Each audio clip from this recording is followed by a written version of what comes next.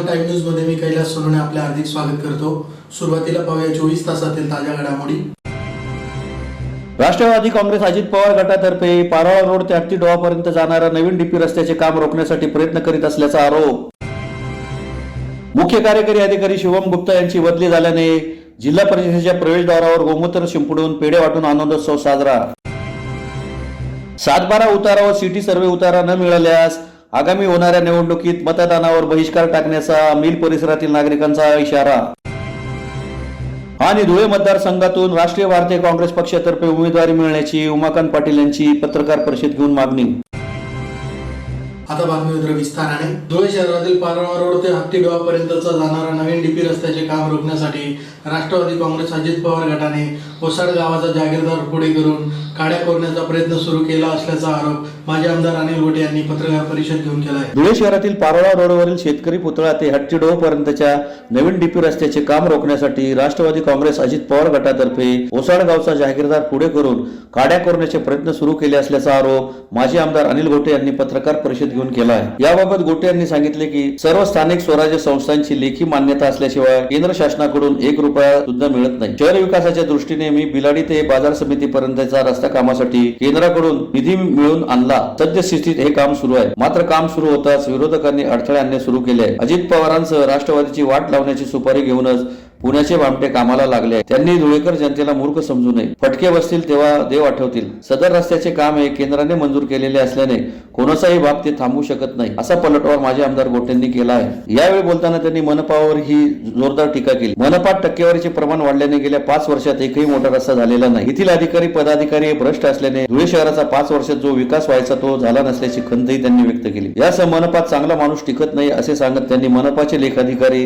गजानन पाटलांचे उदाहरण दिले। इतकेच नव्हे तर प्रशासकांनी त्यांच्यावर कारवाई करण्यापूर्वी त्यांना रजेवर का पाठवले असा सवाल देखील त्यांनी उपस्थित केला। सद्यस्थितीत शहरातील रस्त्यावर मनपाने आजवर केवळ डागडुगी केलेली दिसून येत आहे। भ्रष्टाचाराचा कळस म्हणून डांबरीकरण झालेल्या रस्त्यावर पुन्हा डांबर ओतणे हवे, यासाठी जनतेने आता जागृत होणे गरजेचे आहे। धुळे मनपातील भ्रष्ट कारभारामुळे शहराचा व्हायला हवा होता तेवढा विकास गेल्या 5 वर्षात झाला नाही, अशी खंतही त्यांनी व्यक्त केली। शहरातील कल्याण भवन येथे घेतलेल्या पत्रकार परिषदेला माजी आमदार अनिल गोटे यांच्यासह तेजस गोटे, दिलीप साळुंखे, सलीमबाई आदी उपस्थित होते।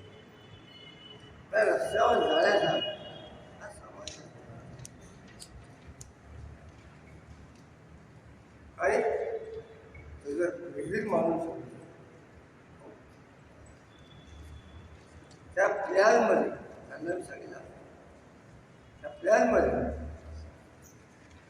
जर अशा पुढल्या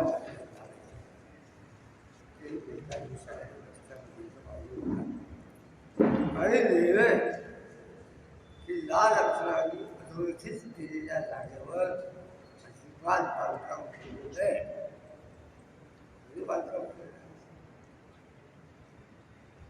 नुसते जायला निकाल लागले कोणी तर माझं म्हणणं असेल की कायदेशीर पण कष्टवड गेलेले करतो 2 वर्ष खाली, कारण मला माहिती आहे कायदेशीर। तेव्हा पत्रकार बंधूंना माझी की हे जे नवीन जन्मदाता धर्मचा झाला, धर्म वाचला झाला, त्या धर्मात पाळायला सुचून आले याच्यापासून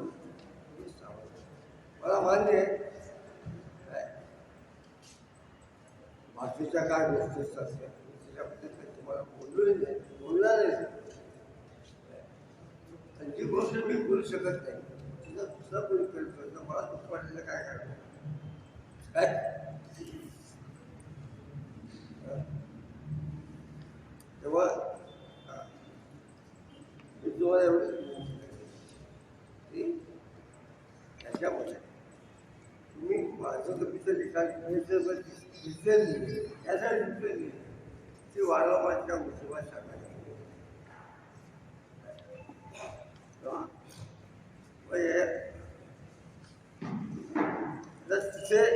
तिथे 2 रस्ते दुसऱ्या रस्त्याला पण काही त्यावेळी इथे घरापोटी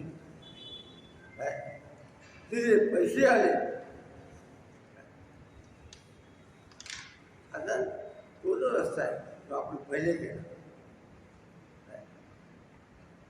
तो रस्ता जो आहे त्या रस्त्याचे आता धुळे जिल्हा परिषदेचे मुख्य कार्यकारी अधिकारी शुभम गुप्ता यांची बदली झाली नसून हकालपट्टी झाली असल्यामुळे जिल्हा परिषद सदस्या सुनीता सोनवणे यांनी जिल्हा परिषदेच्या प्रवेशद्वारावर गोमूत्र शिंपडून पेढे वाटून आनंदोत्सव साजरा केला. धुळेतील जिल्हा परिषदेचे मुख्य कार्यकारी अधिकारी शुभम गुप्ता यांची जिल्हा परिषदेच्या 51 सदस्यांनी अविश्वास ठराव आणल्यामुळे तडकाफडकी बदली झाल्यामुळे जिल्हा परिषद सदस्य सुनीता सोनवणे व शानाभाऊ सोनवणे यांनी जिल्हा परिषदेच्या प्रवेशद्वाराजवळ गोमूत्र शिंपडून पेढे वाटून आनंदोत्सव साजरा केला. जिल्हा परिषदेचे मुख्य कार्यकारी अधिकारी शुभम गुप्ता यांच्या हुकुमशाही व मनमानी कारभारास कंटाळून जिल्हा परिषदेच्या सत्ताधारी व विरोधी पक्षातील सदस्यांनी गुप्ता यांच्यावर अविश्वास व्यक्त केला होता. जिल्हा परिषदेच्या 51 सदस्यांनी अविश्वास ठराव आणून शासनाकडे ठरावाची प्रत पाठवली. यानंतर गुप्ता यांची तडकाफडकी बदली झाल्याने बुधवारी पेढे वाटून आनंदोत्सव साजरा करण्यात आला. मुख्य कार्यकारी अधिकाऱ्यास केवळ 6 ते 7 महिन्यांचा कार्यकाळ असताना अविश्वास ठरावाच्या अनुषंगाने अन्य ठिकाणी बदली होण्याची ही कदाचित पहिलीच वेळ आहे. गेल्या 2 वर्षापासून जिल्हा परिषदेच्या सदस्य सुनीता सोनवणे या सिंचन विहिरी, विद्यार्थ्यांना बस मिळावी,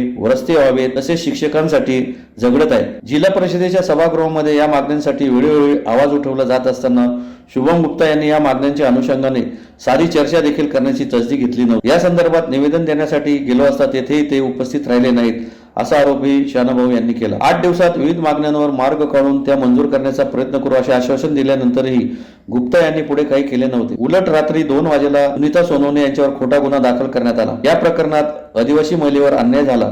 तिचे म्हणणे ऐकून घेण्यात आले नाही, परंतु आम्ही फिर्याद देणार आहोत. गुन्हा दाखल केल्याशिवाय मागे हटणार नाही. जिल्हा परिषद ही संस्था ग्रामीण विकासाचा कणा आहे, यामुळे येथील अधिकाऱ्यांनी दक्ष असायला हवे असेही शानाभाऊ सोनवणे यांनी सांगितले. शुभम गुप्ता यांची बदली नव्हे तर हकालपट्टी झाल्याचा आनंदोत्सव साजरा केला असेही त्यांनी सांगितले. सीओ शुभम गुप्ता यांची बदली या ठिकाणी जिल्हा परिषदचे सर्व सन्माननीय सदस्य म्हणजे 51 सदस्य म्हणजे सत्ताधारी आणि विरोधातले या सगळ्यांनी ठराव केला. त्यांच्या मनमानी कारभाराला आणि हुकुमशहाला कंटाळून संपूर्ण जिल्हा परिषद सदस्यांनी हे इतिहासातली धुळे जिल्ह्यातली पहिली घटना आहे की एखादा 6-7 महिने झालेल्या सीओ यांना तात्काळ या ठिकाणी याची हकालपट्टी केली जाते. कारण आमच्या तुम्हाला सगळ्या पत्रकार बांधवांना माहिती आहे आमच्यावर कशा पद्धतीने अन्याय झाला.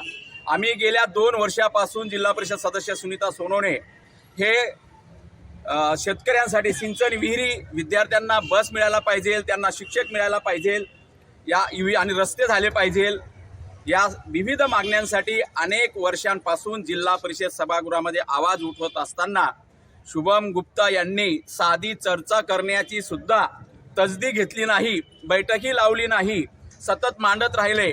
अच्छा, मग आम्ही निवेदन देण्यासाठी गेलो असता आमच्यावरती हे त्या ठिकाणी उपस्थित नाही, वेळेवर ड्युटीला आले नाही, शिपाई सुद्धा तिथं नव्हता आणि मग त्या ठिकाणी ते नसल्यामुळे आम्ही त्या ठिकाणी बसलो आणि ते अर्धा तासाने तिथं आले आणि त्याच्यानंतर ज्या घटना घडल्या हे सगळे आपल्याला माहीत आहे. आणि त्याच्यानंतर मनोज भाऊ पत्रकार आमच्या सोबत मध्ये होते, माननीय अध्यक्ष महोदया आणि उपाध्यक्ष हे तिथं आले, त्यांच्याशी बैठक झाली. आम्हाला 5 दिवस किंवा 8 दिवसाची मुभा द्या, आम्ही 8 दिवसात हे सगळे प्रश्न मार्गी लावू इथपर्यंत चर्चा झाली. आणि रात्री 2 वाजता आमच्यावरती खोटा गुन्हा दाखल होतो. त्या खोट्या गुन्ह्यामध्ये एक महिलेला, एक आदिवासी महिला, उलट यांच्यावरती ॲट्रॉसिटी आणि विनयभंगाचा गुन्हा दाखल झाला पाहिजे होता. आम्ही तक्रार द्यायला गेलो पण होतो, पण पोलिसांनी तक्रार घेतली नाही आणि रात्री 2 वाजता आमच्यावरती खोटा गुन्हा दाखल करून या ठिकाणी एक आदिवासी महिलावरती अत्याचार यांनी केलेला आहे. आम्ही फिर्याद दिलेली, आम्ही पण सोडणार नाही, आम्ही गुन्हा दाखल केल्याशिवाय राहणार नाही, हे तेवढंच सत्य आहे. परंतु आज यांची या ठिकाणाहून बदली नाही झाली, हकालपट्टी झाली आणि त्याचा आनंद, कारण आमच्यावर खूप मोठा अन्याय झालेला आहे. आम्ही काही कामं मागायला येत नाही, आम्ही काही टक्केवारी मागायला येत नाही. इथं आम्ही जनतेसाठी, आणि जिल्हा परिषद ही ग्रामीण जनतेचा विकासाचा कणा आहे आणि म्हणून जिल्हा परिषदला जो सीओ असतो, जे अधिकारी असतात हे प्रामाणिक असले पाहिजे, लोकांची सेवा करणारे असले पाहिजे, काम करणारे असले पाहिजे. आणि यासाठी आम्ही या ठिकाणी जीप सदस्य म्हणून आम्ही 30,000 लोकांचं प्रतिनिधित्व या ठिकाणी करतो आणि त्यांच्या समस्या घेऊन या ठिकाणी मांडणं हे आमचं कर्तव्य आहे. आणि तो जर आमचा गुन्हा ठरत असेल तर परत आम्ही असे आंदोलनं आणि अशा समस्या घेऊन या जिल्हा परिषदमध्ये येणार. कितीही गुन्हे दाखल झाले तरी आम्ही कधी घाबरणार नाही. धुळे शहरातील मिल परिसरातील गोरगरीब वस्त्यांना 7/12 उतारा व सिटी सर्व्हे उतारा देण्यात यावा, तसेच पंतप्रधान आवास योजनेचे अनुदान द्यावे यासाठी निदर्शने करीत मागण्या मान्य न झाल्यास आगामी होणाऱ्या निवडणुकीत मतदानावर बहिष्कार टाकण्याचा इशारा देण्यात आला. धुळे शहरातील मिल परिसरातील गोरगरीब वस्त्यांना 7/12 उतारा व सिटी सर्व्हे उतारा देण्यात यावा, तसेच पंतप्रधान आवास योजनेचे 2.5 लाखांचे अनुदान द्यावे या मागणीसाठी मिल परिसरातील नागरिकांतर्फे निदर्शने करीत मागण्या मान्य न झाल्यास मतदानावर बहिष्कार टाकण्याचा इशारा देण्यात आला. शहरातील मिल परिसरातील तुळसाबाईचा मळा व इतर गोरगरीब वस्ती व झोपडपट्टीमधील रहिवासी नागरिकांनी वेळोवेळी 7/12 उतारा, सिटी सर्व्हे उतारा व पंतप्रधान आवास योजनेचे अनुदान मिळावे यासाठी गेल्या अनेक वर्षांपासून शासन स्तरावर निवेदने दिली, तसेच आंदोलनेही केली. शेवटी आत्मदान करण्याचा देखील प्रयत्न केला. मात्र अद्याप पावेतो मिल परिसरातील गोरगरीब वस्त्यांना त्यांच्या हक्काचा 7/12 सिटी सर्व्हे उतारा व पंतप्रधान आवास योजनेचे अनुदान मिळालेले नाही. याकरता नागरिकांनी जिल्हाधिकारी, आयुक्त, तहसीलदार यांच्या अनेक वेळा भेटी घेतल्या, आपल्या मागण्या मांडल्या, मात्र त्याला आजपर्यंत सर्वच अधिकाऱ्यांनी वाट्याच्या अक्षरा लावल्या. नागरिकांच्या मागण्या अद्याप मान्य करण्यात आलेल्या नाही. परिणामी मे मध्ये होणाऱ्या लोकसभा निवडणुकीवर बहिष्कार टाकून कोणीही मतदान न करण्याचा निर्णय यावेळी घेण्यात आला. या प्रसंगी विनोद जगताप, सुनील ठाकूर, विशाल केदार, योगेश चौधरी, बटू कोळी, गणेश खंडाळे, देविदास ठाकूर, मनोज मोरे, अनिल मुसकुडे, चेतन पवार, हरीश मोरे, सीताराम काळे, पुरुषोत्तम पदमर, अशोक मोरे, शैलेश उंडेकर, प्रशांत गवळी, गणेश कोळेकर, वाल्मिक मोरे, सुनीता आबाळे, यमुना मोरे, वंदना भिवसने, मीनाबाई देवरे, जावराबाई खांडेकर, प्रमिला मराठे, कलाबाई चव्हाण, अनिता पवार, ममताबाई मरसाळे, माया धुमाळ, आशा पाटील, शुभांगी मराठे, अंजना रणसिंगाने, सपना मराठे, मंगला चौधरी, प्रतिभा जगताप, रत्नाबाई कोळी, जिजा मुसमुडे, शालूबाई जाधव, पूनम मराठे, भारती कोळी, चित्रकला मराठे, सुनीता पदमर, ज्योती गवळी यांच्यासह तुळसाबाईच्या मळ्यातील व मिळ परिसरातील नागरिक मोठ्या संख्येने उपस्थित होते. तुळसाबाईचा मळा सिटी सर्वे 7/12 संदर्भात मिल परिसरातील 12 ते 15 वस्त्या, अशा प्रत्येक वस्त्यातून 1000 ते 1200 लोकांचं प्रत्येक वस्त्या आहेत आणि टोटली 8 ते 9 हजार लोक हे प्रत्येक वस्त्यात आता मिटिंगा सुरू झालेल्या आहे. आणि प्रत्येक वस्त्यात एकच मागणी आहे. गेल्या वर्षभरापासून सातत्याने जिल्हाधिकारी साहेबांना 8 ते 10 वेळेस भेटलो आणि सिटी सर्वे 7/12च्या मागणीनुसार महापालिकेने ठरावसुद्धा मंजूर केलेला आहे, शासनाकडे पाठवलेला आहे, शासनाने मंजुरी दिलेली आहे.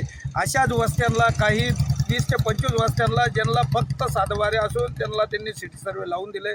तशाच पद्धतीने तुळसाबाईच्या मळ्याला 7/12 असून त्याला सिटी सर्वे लावण्यास का टाळाटाळ केल्या जाते आणि इतर वस्त्यांना 7/12 देण्यास का टाळाटाळ केल्या जाते, इतर वस्त्यांना पंतप्रधान आवास योजनेचा लाभ देण्यास का टाळाटाळ केल्या जाते, सिटी सर्वेचे उतारे देण्यास का टाळाटाळ केले जाते.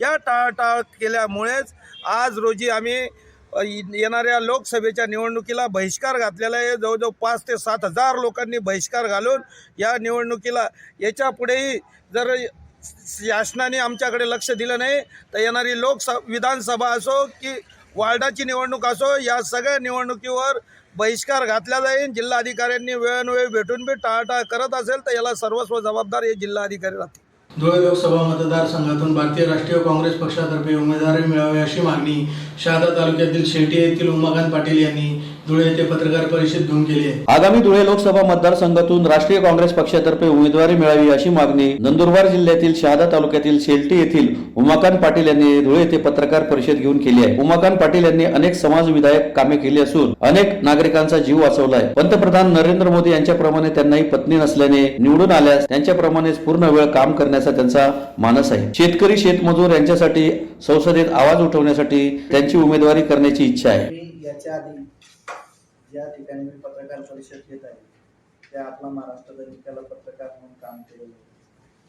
दुसरी गोष्ट, त्यांनी देशदूतच्या पेपरला काम केलं आहे, दैनिक लोकमतच्या पेपरला काम केलं आहे आणि फोटोग्राफी म्हणून पण माझा एक व्यवसाय होता. आता मी धुळे लोकसभेसाठी उमेदवारी करण्यासाठी इच्छुक आहे आणि उमेदवारी करण्यासाठी इच्छुक असण्याचे कारण की मी देखील आता 2022 मध्ये डिवोर्स झाल्यानंतर मी एकटा आहे. पत्नी नसल्याने पूर्ण वेळ मी मतदारांसाठी देण्याची माझी इच्छा आहे आणि आतापर्यंत 30-40 जे पेशंट आहेत त्यांचा जीव वाचवण्यासाठी मी स्वतः पुढाकार घेतला. कदाचित मी त्यांना वेळेवर भेटलो नसतो तर त्यांचं जीवाचं कमी जास्त झालं असतं, हे सांगता म्हणजे सत्य परिस्थिती आणि ते करत असताना मी कुठल्या प्रकारे माझ्या गावाचा आहे का, माझ्या जातीचा आहे का, किंवा माझ्या धर्माचा आहे असं कुठला धर्मभेद जातीभेद न करता मी ते काम केलेलं आहे आणि याच्या पुढेही करत राहील.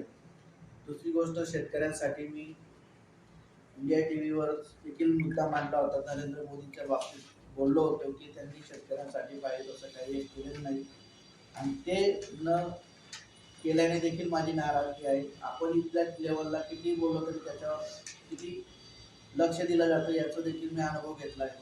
म्हणून मला एकदा प्रत्यक्ष संसदेत जाऊन त्यांना जाब विचारावा असं माझ्या मनात आहे आणि त्याच्यासाठीच आपण स्वतः काँग्रेस पक्षाकडनं, भारतीय राष्ट्रीय काँग्रेस पक्षाकडनं उमेदवार म्हणून इच्छुक आहोत. याच्यासाठी आपण एक पत्रकार परिषद आजच्या या ठिकाणी घेतली आहे. पुन्हा एक नजर ठळक घडामोडींवर.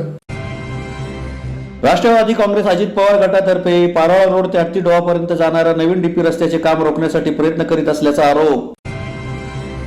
मुख्य कार्यकारी अधिकारी शिवम गुप्ता यांची बदली झाल्याने जिल्हा परिषदेच्या प्रवेशद्वारावर गोमूत्र शिंपडून पेढे वाटून आनंदोत्सव साजरा.